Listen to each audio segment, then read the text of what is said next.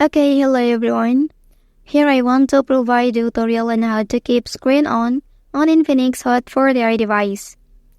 Well, knowing how to keep the screen on can be useful in various situations. First, reading. When reading lengthy articles or ebooks, keeping the screen on prevents it from timing out and interrupting your reading flow. Second, watching. If you are watching a video or streaming content, keeping the screen on ensures uninterrupted viewing without having to tap the screen frequently to prevent it from dimming. So let's go to the tutorial. Okay, first thing first, go ahead and open settings. Well, after that, here have to select display and brightness option. And look for keep screen on. So tap on the toggle next to the option to activate it.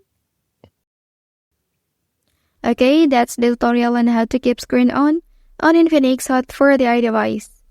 If you are helped by this video, don't forget to like and subscribe to get other information from this channel. Thank you.